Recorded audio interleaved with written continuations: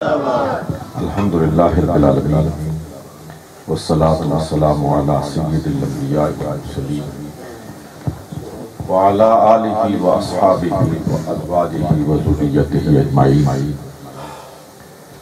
فاعوذ باللہ من الشیطان الرجیم بسم اللہ الرحمن الرحیم ان اللہ وملائکتہ یصلون علی النبی یا ایھا الذین آمنوا صلوا علیہ وسلموا تسلیما اللہم صل وسلم وبارک علی سیدنا ونبینا ومولانا محمد وبارک وسلم وصلی علیہ الصلاة والسلام علیک یا رسول اللہ الصلاة والسلام علیک یا حبیب اللہ الصلاة والسلام علیک یا شفیع المذنبین الصلاة والسلام علیک یا رحمت للعالمین۔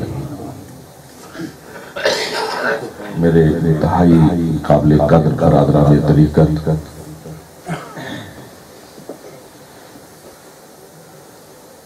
آج 4 ہفتے گزارنے کے بعد یہاں آپ کے ساتھ آخری مجلس ہے۔ یہ پورے 4 ہفتے آپ کی محبتوں میں گزرے، آپ کی محبتوں کے جلو میں گزرے، اور یہاں میں کیسے آیا، کیا اسباب ہوئے، وہ اسباب، حالات، واقعات اپنی جگہ، لیکن بہت پہلے کی بات ہے۔ جو بگاچی سے تعلق رکھنے والے ہیں وہ حاجی غلام ربانی صاحب کو جانتے ہیں، برمنگھم سے عزیز طارق ہے، اس کے والد ہیں، ان کے بڑے بھائی حاجی غلام رسول، کبھی خانقاہ کے ساتھ تعلق تھا، تو بہت پہلے یہ غالباً 62-63 کی بات ہے، وہ 60s میں یہاں پہ آئے تھے، 62-63 سال، اور اس وقت میں غالباً کوئی 7ویں-8ویں میں پڑھ رہا تھا۔ تو انہوں نے کئی مرتبہ اس بات کو دہرایا ہے کہ میں نے صاحب رحمۃ اللہ تعالیٰ علیہ کی خدمت میں عرض کیا کہ مختلف خانقاہوں کہ مشائخ اعظام برطانیہ میں تشریف لاتے، آپ بھی تشریف لائے، مجھے میزبانی کا شرف بخشے۔ تو یہ 62-63 کی بات ہے۔ اس وقت صاحب رحمۃ اللہ علیہ نے سے فرمایا کہ غلام رسول میرا آنا تو ممکن نہیں ہے، یہ ساجد آئے گا 62-63۔ تو میں سمجھتا ہوں کہ زبان سے جو الفاظ نکلے تھے اس کی وجہ سے کچھ اسباب پیدا ہو گئے، اس طرح کے حالات پیدا ہو گئے کہ یہاں پہ آنا ہو گیا، دوستوں سے ملاقات، اور پھر الحمدللہ یہاں حضرات کے ساتھ تعلق رکھنے والے، نسبت رکھنے والے، انہوں نے وہ محبت نچھاور کی حقیقت بھی ہے کہ مجھے یقین ہے آپ بھی سال بھر نہیں بھولتے ہوں گے، لیکن میں بھی سال بھر یہاں کی محافل کو فراموش نہیں کر سکتا۔ نعرہ تکبیر، نعرہ رسالت، میدان آستانہ لیا بگار شریف، اللہ پیر ساجد الرحمان صاحب۔ یہ جو محبت ہے یہ اللہ واسطے کی محبت ہے، اس میں کسی دنیا داری کا کوئی دخل نہیں ہے۔ ہم نے ایک دوسرے سے کیا دنیاوی فائدے اٹھانے، یہ صرف اور صرف خالصتاً اللہ اور اللہ کے رسول کی رضا کے لیے محبت ہے۔ اور سید الرسل خاتم الانبیاء جناب محمد مصطفیٰ علیہ التحیۃ والثناء صلی اللہ علیہ وسلم کا ارشاد گرامی ہے کہ روز محشر کی اس انتہائی تپتی ہوئی گرمی میں، اس جزا اور سزا کے دن، جس دن نفسہ نفسی کی کیفیت ہوگی اور انبیاء بھی لرزہ بر اندام ہوں گے، اس دن ہاتف غیبی سے آواز آئے گی کہ کہاں ہیں وہ لوگ جو راتوں کو اپنے وجود کو بستروں سے جدا رکھتے ہیں، یعنی عبادت میں گزارتے ہیں۔ تو حدیث طیبہ میں آتا ہے کہ کچھ بیدار بار کھڑے ہوئے تو اللہ رب العالمین کا ارشاد سنائی دے گا کہ اے میرے فرشتوں، ان سے حساب کتاب لینے کی ضرورت نہیں ہے، ان کو بغیر حساب کتاب کی جنت میں داخل کرو۔ پھر اس کے بعد آواز آئے کہ کہاں ہیں وہ لوگ جو صرف اور صرف میری رضا کے لیے محبت کرتے رہتے، تو پھر ادھر ادھر سے صرف اس کی رضا اور اس کی خوشنودی کے لیے محبت کرنے والے کھڑے ہو گئے۔ سید الرسول علیہ السلام ارشاد فرماتے ہیں کہ پھر رب فرمائے گا کہ اے میرے فرشتوں، ان سے کسی حساب کتاب کی ضرورت نہیں ہے، ان کو بغیر حساب اور کتاب کی جنت میں داخل کرو۔ میں سمجھتا ہوں کہ خانقاہ کا یہ روحانی سلاسل ان کے ساتھ وابستگان کی ایک بڑی تعداد جو اپنی خانقاہ کے طرف جانے والے راستے پر اپنی جوتیاں چٹھاتی ہے، وہ میں اللہ اور اللہ کے رسول کی رضا ہوگا۔ شیوخ اپنے ان اصحاب طریقت سے محبت کرتے ہیں، اور یہ برادران طریقت اپنے شیوخ سے ٹوٹ کر محبت کرتے ہیں، اور یہ محبت کی پینگیں اور یہ جذبوں کی فراوانی، یہ کیف، یہ مستی، یہ اللہ کو بہت پسند ہے۔ اللہ ان جذبوں کی بہت قدر کر رہا ہے۔ اور بغار شریف دور دراز پہاڑی پتھریلا علاقہ، پہاڑوں کے بیچ میں ایک چھوٹا سا گاؤں جس میں اب کچھ رستے بن گئے، آنے جانے کی سہولت ہو گئی، جس میں جانے کے لیے کم از کم 10-15 میل پاؤں پیادہ سفر کرنا پڑتا تھا۔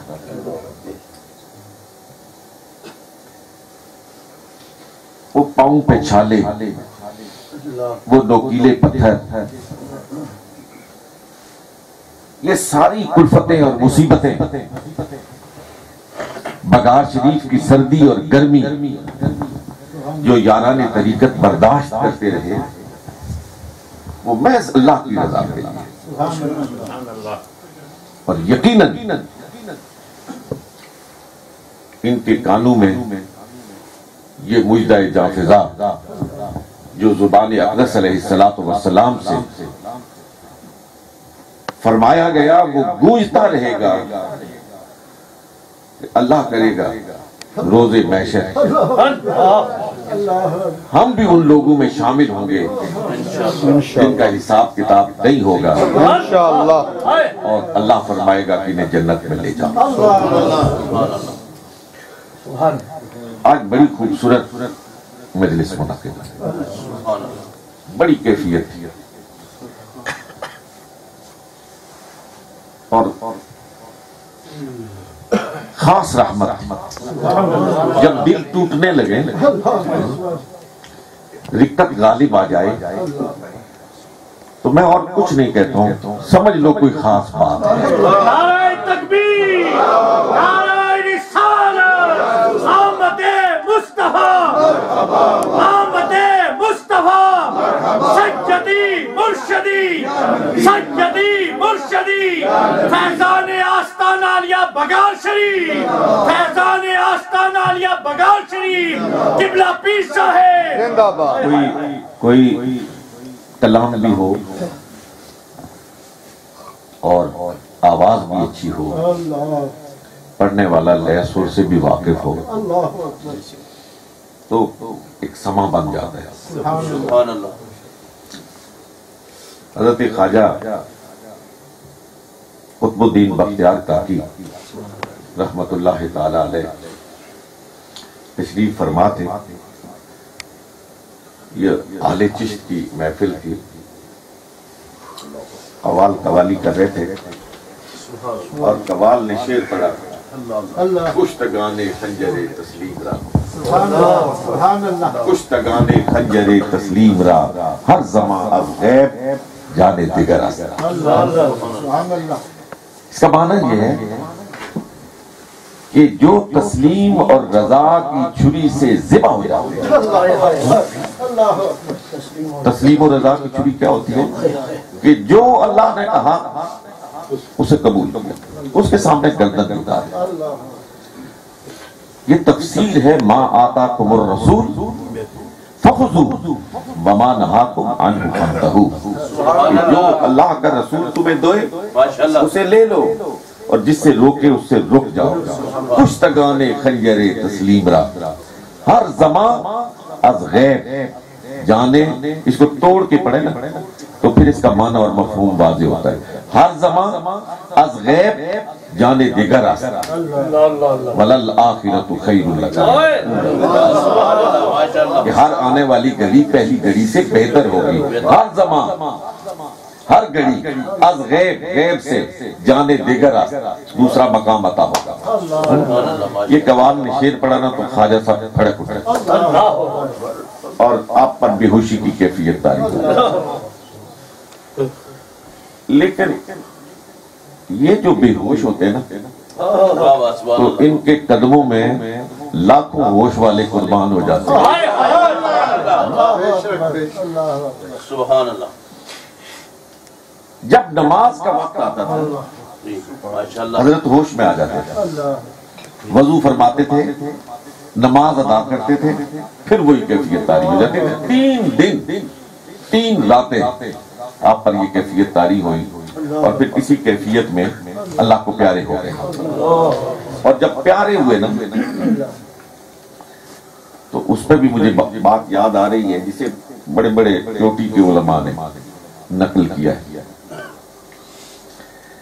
کہ جب ان کا جنازہ اٹھایا گیا، جنازہ جا رہا تھا، تو ایک دیوانہ پتہ نہیں کہاں سے چلا آپ کا پروانہ، دور سے کہیں سے چلا جنازے میں شرکت کے لیے، اپنے شیخ کے دیدار کے لیے۔ سبحان اللہ۔ لیکن جس وقت وہ وہاں پہ پہنچا تو جنازہ اٹھ چکا تھا، جنازہ اٹھایا جا چکا تھا، گلی میں جنازہ جا رہا تھا۔ یہ فقیر درویش مجذوب مستانہ وار آگے بڑھتا ہے، حضرت شیخ کی چارپائی کے قریب پہنچتا ہے اور آواز دیتا ہے، مفلسان مامدہ در کوئے تو، مفلسان مامدہ در کوئے تو، شیئن للہ از جمال روئے تو۔ کہ ایک مفلسوں کا لاش دور سے آپ کی گلی میں آ پہنچا ہے، شیئن للہ، خدا کے واسطے، از جمال روئے تو، تیرے روح زیبا کا جمال دیکھنا چاہتا ہے، تیرا چہرہ دیکھنا چاہتا ہے۔ مفلسان مامدہ در کوئے تو، شیئن للہ از جمال روئے تو۔ تھانوی صاحب نے جو دیوبند کا ایک بڑا ایتھنٹک اور بہت ہی معتبر آدمی، انہوں نے اس کو نقل کیا کہ جس وقت اس مجذوب کی ہوک اٹھی نا، مفلسان مامدہ در کوئے تو، شیئن للہ از جمال روئے تو، دست بکشاں سوئے زنبیل ماں، آفری بر دست و بازوئے تو۔ اپنے ہاتھ کو اپنے کفن سے باہر نکال میرے شیخ، اور باہر لا میری زنبیل کی طرف، وہ زنبیل ہوتی ہے جو یہاں لٹکی ہوتی ہے، میری زنبیل کی طرف بڑھا تاکہ میں آپ کے مبارک ہاتھ کو بوسہ دینے کی سعادت حاصل کروں۔ نعرہ تکبیر، نعرہ رسالت، فیضان آستانہ علیہ بغال شریف، تعلیمات آستانہ علیہ بغال شریف۔ انہوں نے لکھا کہ جس وقت یہ صدا بلند ہوئی نا تو دیکھنے والی ہر آنکھ نے دیکھا کہ حضرت خواجہ قطب الدین بختیار کاکی رحمت اللہ تعالی علیہ کہ کفن سے آپ کا دست مبارک باہر آیا، آپ کا دست مبارک باہر آیا، اور جو ساتھ خلفاء چل رہے تھے وہ فوراً آگے بڑھے اور ہاتھ کو آگے کیا، کفن کو باندھا اور مجذوب کے منہ پر ہاتھ رکھ لیا کہ خدا کے لیے اپنی آواز کو بند کرو، سنت الہیہ ٹوٹ رہی ہے۔ تو یہ جو چیزیں ہوتی ہیں ان کا بڑا اثر ہوتا ہے۔ میں نے کئی دفعہ آپ کو سنایا، بڑے بڑے صغیر اپنا بہت بڑے صوفی تھے،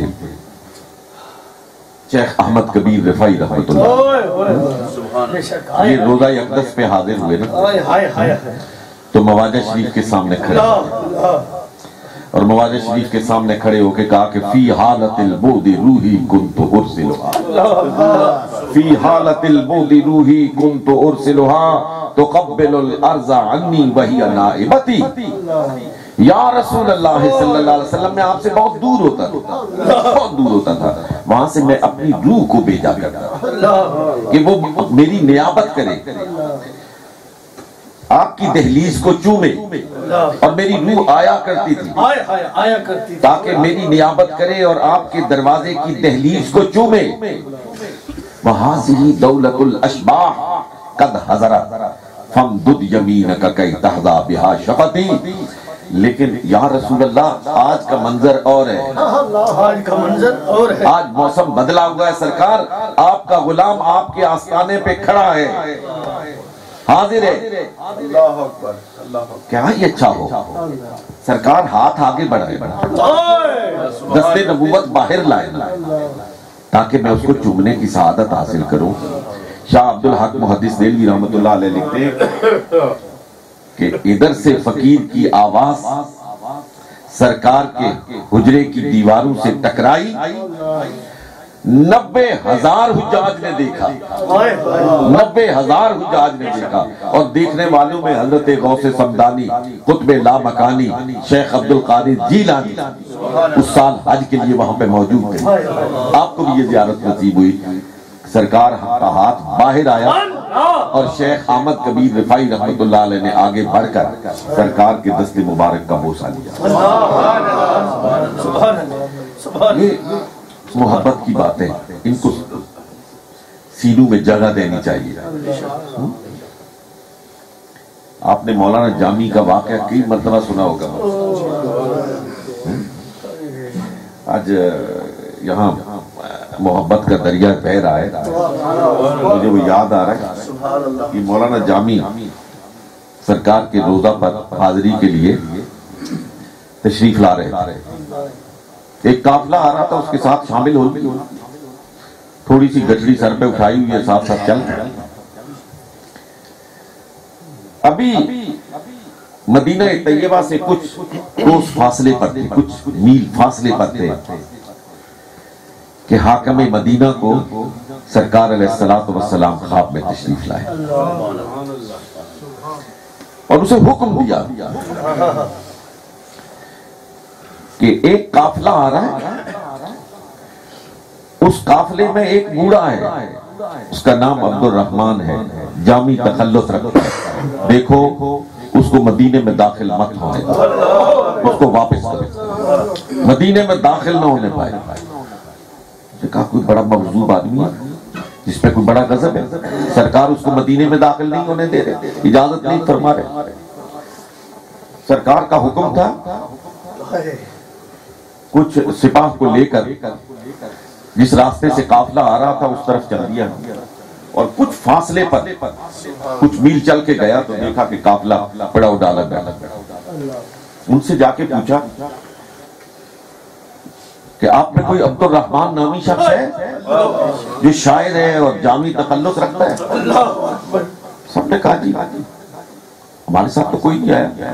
ایک شخص بولا، اس نے کہا ہاں ایک بابا ہے رستے سے ہمارے ساتھ ہو گیا تھا، کسی سے کوئی بات چیت نہیں کرتا ہے، چپ چاپ ہمارے ساتھ چلتا رہتا ہے۔ رستے میں جہاں ہم ٹھہرتے ہیں وہ ہم سے الگ ہو کے ایک ٹیلے پہ بیٹھ جاتا ہے اور کچھ لکھتا رہتا ہے، پتہ نہیں کیا لکھتا ہے۔ ہم نے تم سے پوچھا نہیں، میں کہا آپ کہاں ہے؟ انہوں نے کہا وہ ٹیلے پہ بیٹھا ہوا ہے۔ وہ حاکم وہاں پہ چلا گیا، جا کے پوچھا نام کیا ہے؟ عبدالرحمن۔ شاعر ہو؟ جی شاعر۔ تخلص کیا ہے؟ جامی۔ اچھا مجھے معاف کرنا، سرکار نے حکم دیا ہے تم مدینے میں داخل نہیں ہو سکتے، واپس چلے جاؤ۔ اب یہ بات میں اور آپ یہاں مجلس میں کہہ لیں گے، بات ختم ہو جائے گی، لیکن یہ تو کوئی جامی کے دل سے پوچھے نا کہ اس پہ کیا گزری ہوگی، کہ جو بالکل لبے دریا آ چکا ہے اور پانی کی بوند لیے بغیر اسے واپس کیا جا رہا ہے۔ آپ نے کہا اچھا سرکار نے فرمایا کہ میں واپس چلا جاؤں۔ میں کہا سرکار نے فرمایا واپس جاؤ۔ گچڑی اٹھائی اپنے ساتھ پہ رکھی، واپس چلتے چلتے پتہ نہیں کتنا وقت لگا ہوگا، کتنی مسافت طے کر کے اپنے گھر پہنچے۔ گھر والوں کے پاس جا کے بیٹھے، انہوں نے کہا بھئی آپ گئے تھے آج کرنے نہ کرنے؟ انہوں نے کہا سرکار نے واپس کر دیا۔ رو رہے بیٹھے، اتنے پہ باہر سے گھنٹیوں کی آواز آئی۔ وہ ایک اور قافلہ جا رہا ہے عازم مدینہ، گھنٹیوں کی جو ہی آواز آئی نا، گچڑی اٹھائی سر پہ رکھی۔ سرکار نے کہا واپس چلے جاؤ، یہ تو نہیں نہ کہا کہ پھر واپس نہ ہو، تو ہم پھر واپس جا رہے ہیں، اب دوسرے قافلے کے ساتھ چل پڑے۔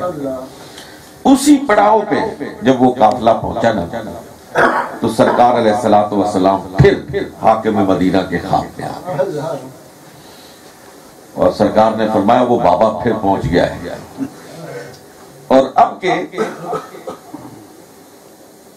شہر سے فوج لے کے جاؤ اور میرے اس پروانے کو شان کے ساتھ مدینہ طیبہ اس کا خوب شاندار استقبال کرو اور پورے اعزاز اور اکرام کے ساتھ اسے مدینے میں لاؤ۔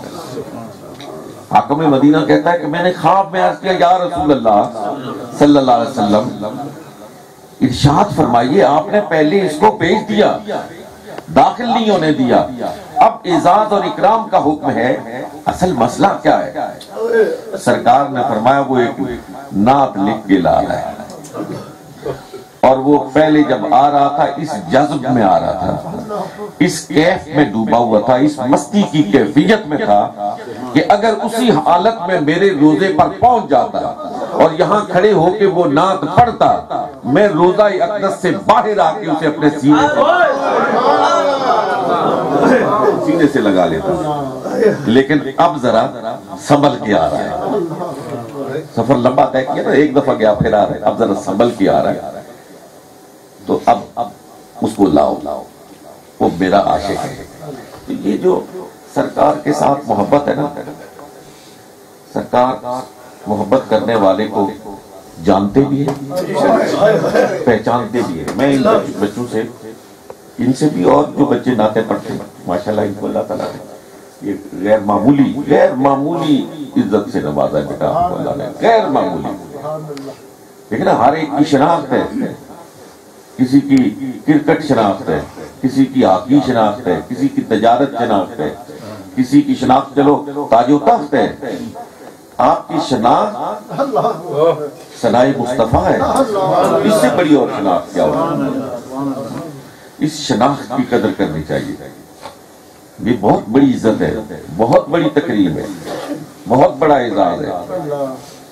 اور جس طرح فرمایا گیا کہ روز محشر جو مختلف طبقات ہیں نا، ان کے جو نمائندہ لوگ ہیں ان کو پکارا جائے گا، اور باقی ان کے ساتھ لوائے حمد کے نیچے جا رہے ہوں گے۔ تو ذرا آنکھیں بند کر کے تصور کرو کہ حسان بن ثابت جا رہے ہوں گے، مولانا جامی جا رہے ہوں گے، رومی جا رہے ہوں گے، فرید الدین عطار جا رہے ہوں گے، علامہ اقبال جا رہے ہوں گے، مولانا احمد رضا خان جا رہے ہوں گے، اور اٹھ اٹھ کے تم پوچھو گے وہ کون جا رہا ہے، وہ کون جا رہا ہے۔ اپنی قسمت پہ ناز کرنا چاہیے، اور آپ سب کو جنہیں اللہ رب العالمین اپنی محبت اور اپنے رسول صلی اللہ علیہ وسلم کی محبت سے نوازے، وہ بڑے خوش قسمت ہیں۔ آپ کی خانقاہ نے، بغار شریف نے، ان کاملین نے یہی درس دیا ہے کہ توحید ایسی کہ شرک کا شائبہ بھی نہ ہو۔ وہ مولانا ظفر علی کا ایک شعر ہے، بڑا خوبصورت شعر ہے، توحید تو یہ ہے، توحید تو یہ ہے کہ خدا حشر میں کہہ دے، توحید تو یہ ہے کہ خدا حشر میں کہہ دے، یہ بندہ تو عالم سے خفا میرے لیے۔ توحید تو یہ ہے کہ خدا حشر میں کہہ دے، یہ بندہ دو عالم سے خفا میرے لیے۔ اور جس کو، ایک میری بات یاد رکھو، یہ لا الہ الا اللہ آپ سب پڑھتے ہو، ضرور پڑھو، جو خاص طور پر بغار شریف کے ساتھ نسبت رکھتے ہو، جو نہیں رکھتے ہو وہ بھی کم از کم صبح کی نماز کے ساتھ ایک تسبیح لا الہ الا اللہ، اور لا کو اپنے وسط سینہ سے کھینچو، الہ کو دائیں کندھے پہ لاؤ، اور الا اللہ کی ضرب اپنے قلب پہ مارو، لا الہ الا اللہ، لا الہ الا اللہ۔ کچھ وقت کے بعد آپ کو اپنے اندر سے آواز آئے گی لا الہ الا اللہ۔ یہ کر کے دیکھو، اس پہ محنت کر کے دیکھو، کچھ وقت گزرے گا تمہیں اپنے اندر سے، اپنے کانوں میں یہ آواز سنائی دے گی، تمہاری زبان بند ہوگی لیکن تمہارا باطن پکار رہا ہوگا لا الہ الا اللہ، لا الہ الا اللہ۔ اور جب یہ کیفیت ہو جاتی ہے نا، یہ جو صوفی ہے، یہ دیکھو، میں تو آدھ گھنٹہ بیٹھتا ہوں یہاں، آپ سب کی یہی کیفیت ہے، گھنٹہ بیٹھ جاتے، 1.5 گھنٹہ بیٹھتے، کبھی دائیں پہلو، کبھی بائیں پہلو، کبھی ٹیک لگاتے، کبھی آگے بیٹھتے، کبھی پیچھے بیٹھتے۔ ایک صوفی باصفا رات کا آغاز ہوتا ہے، عشاء کی نماز پڑھ کے مصلی پہ بیٹھتا ہے، سر کو جھکاتا ہے، اپنی لو لگاتا ہے، اور جس وقت اذان فجر ہوتی ہے سر اٹھاتا ہے، سبحان اللہ، پتہ ہی نہیں سبحان اللہ، یہ ساری رات کیسے بیت گئی۔ اللہ اکبر۔ دو عالم سے کرتی ہے بیگانہ دل کو، دو عالم سے کرتی ہے بیگانہ دل کو، عجب چیز ہے لذت آشنائی۔ جب وہ لذت آشنائی مل جائے نا، تو پھر انسان یہ جو زمان اور مکان کی قید ہے اور وقت کی قید، پھر یہ ختم ہو جاتی ہے، ختم ہو جاتی ہے، انسان کو پتہ نہیں چلتا۔ تو توحید پرستی یہ مسلمان کا بنیادی وصف ہے۔ جو کچھ بھی ہمیں عطا ہوتا ہے، منعم حقیقی، منعم حقیقی، حقیقی طور پر ہمیں نوازنے والا، انعام دینے والا، ہمیں عطا کرنے والا اللہ رب العالمین، وہ وحدہ لا شریک ہے۔ میرے عزیزوں، ہم سب کے آقا و مولا جناب محمد مصطفیٰ علیہ تحیت و السلام صلی اللہ علیہ وآلہ وسلم نے جو طائف کے بازار میں پتھر کھائے، جو اپنے شہر کو چھوڑا، جو سیدنا حمزہ کا چبایا ہوا کلیجہ اپنی پرنام آنکھوں سے دیکھا، اپنے چاہنے والے، اپنے غلاموں کو خاک و خون میں لت دیکھا، یقین کرو صرف اور صرف ایک بات تھی کہ یہ دنیا کے سارے بتوں سے منہ موڑ کر ایک خدا کے سامنے جھک جاؤ۔ ایک خدا کے سامنے جھکانے کے لیے میرے آقا و مولا جناب محمد مصطفیٰ علیہ السلام صلی اللہ علیہ وسلم نے اپنے 63 سال انتہائی جان گسل حالات میں گزاری۔ تو مسلمانوں، محمد رسول اللہ صلی اللہ علیہ وسلم کے غلاموں، ہمیں ہر حال میں خدا کو ایک ماننا ہے۔ وہ فاعل حقیقی ہے، وَمَا تَسْقُطُ مِن وَرَقَةٍ إِلَّا يَعْلَمُهَا، اس کی اجازت کے بغیر پتا بھی حرکت نہیں کرتا ہے۔ یہ جو ہم پہ ہماری جماعت پہ اہل تصوف پہ یہ الزام ہے کہ شاید ہم جب صوفیاء کے پاس جاتے تو ہم سمجھتے کہ یہ دے رہے ہیں، ہم جب روزہ اقدس پہ جاتے تو ہم سمجھتے ہیں کہ سرکار بھی دیتے ہیں۔ میری بات کو یاد رکھنا، صوفیاء اولیاء بھی دیتے ہیں، لیکن وہی دیتے ہیں جو وہ عطا کرتا ہے، وہی دیتے ہیں جو وہ عطا کرتا ہے۔ اس کے عطا کرنے کے بغیر نہ سرکار کچھ دیتے نہ صوفیاء کچھ دیتے ہیں۔ کیا نکتہ ہے، واہ واہ واہ، نعرہ وہ تکبیر، وقت اللہ شریف ہے، نعرہ رسالت، نعرہ حیدری، تعلیمات آستانہ علیہ بغار شریف، قبلہ پیر ساجد الرحمان صاحب، سرکار سے ٹوٹ کے محبت۔ یہ بغار شریف نہیں، تمام سلاسل تصوف، چشتی، قادری، نقشبندی، چشتی، سہروردی، سب کا یہی پیغام ہے کہ اس در کی گدائی کے بغیر خدا نہیں ملتا، خدا نہیں ملتا۔ بخدا خدا کا یہی ہے در، نہیں کوئی اور مفر مکر، جو وہاں سے ہو یہی آ کے ہو، جو یہاں نہیں تو وہاں نہیں۔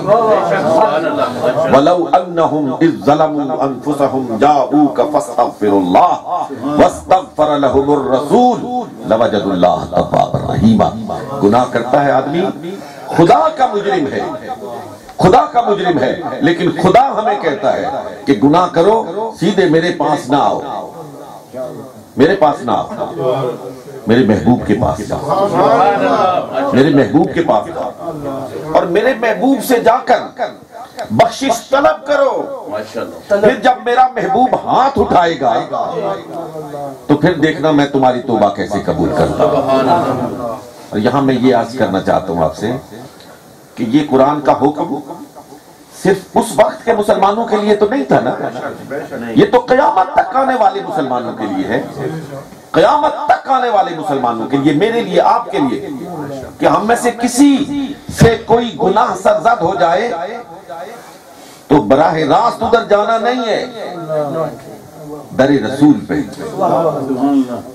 جس کو حاضری نصیب ہے وہ وہاں سیدھا چلا جائے، اور اگر وہاں جانا باوجود ممکن نہیں ہے، کوئی رکاوٹ ہے، تو یہیں سے مدینہ شریف کی طرف رخ کر لے،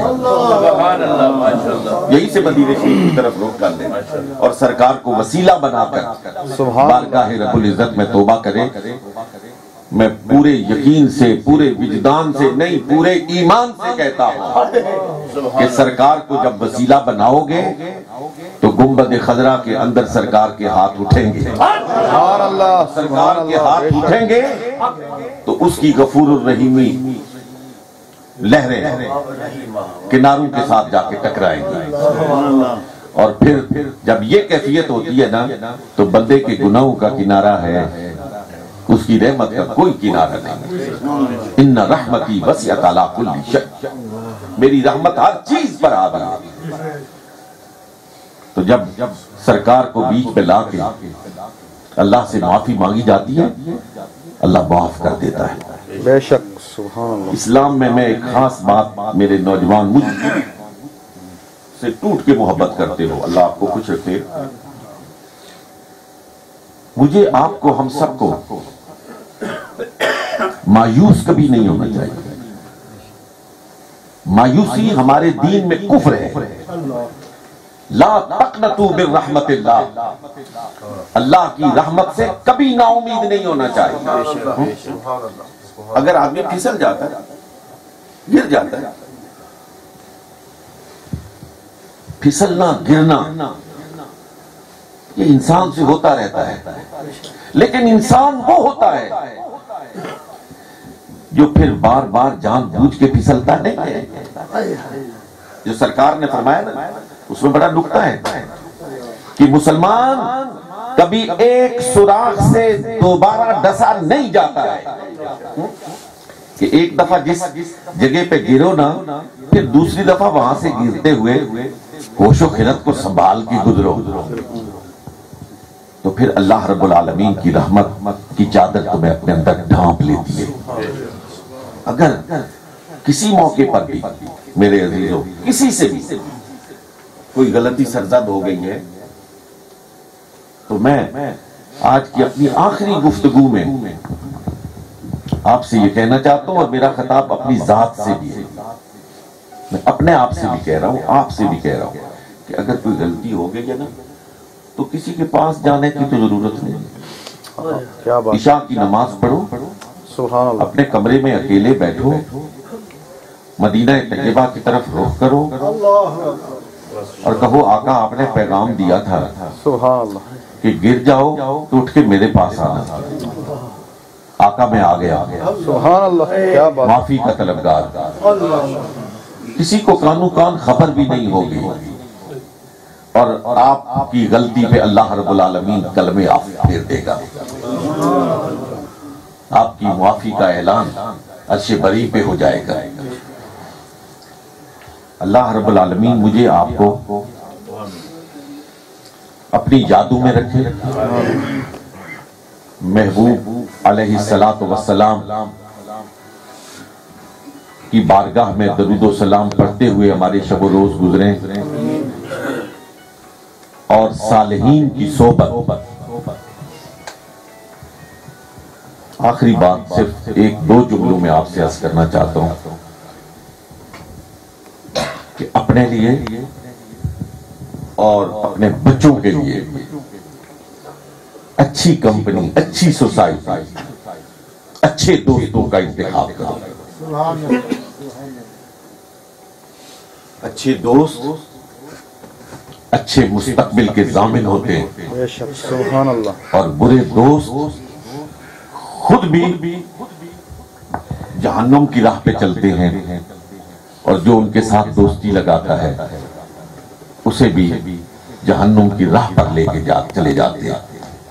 اس لیے اس ملک میں برائی سے بچنے کے لیے اور صراط مستقیم پر گامزن رہنے کے لیے اچھے دوستوں کا انتخاب کرو۔ اچھے دوستوں سے میری کیا مراد ہے؟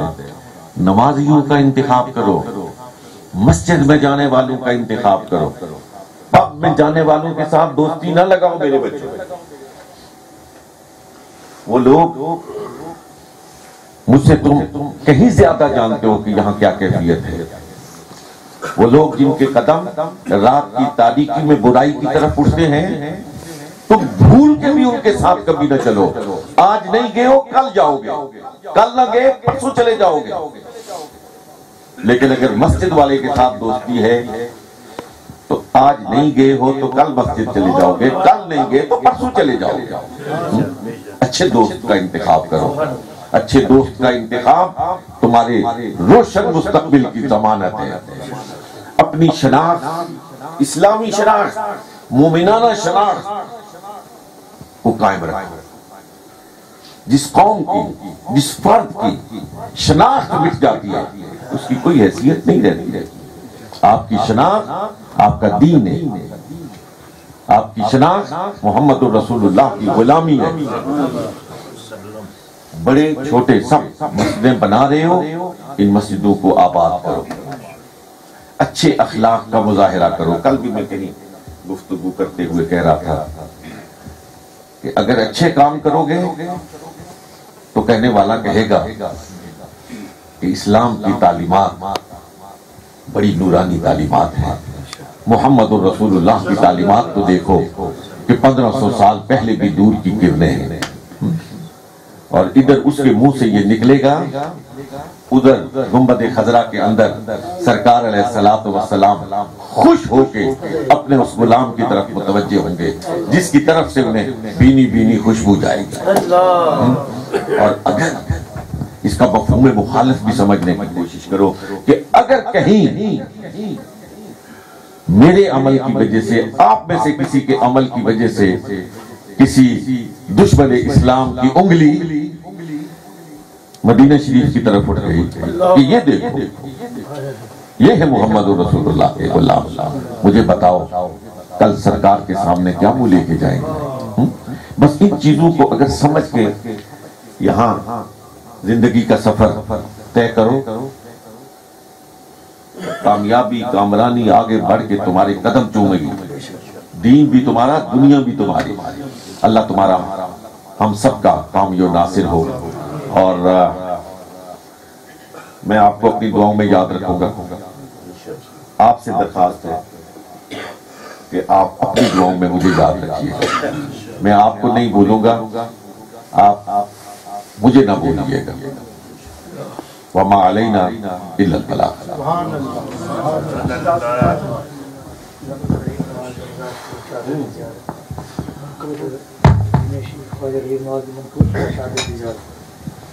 سارے کھڑے ہو جو اجمیر شریف کی چادر ایجاد کروائی۔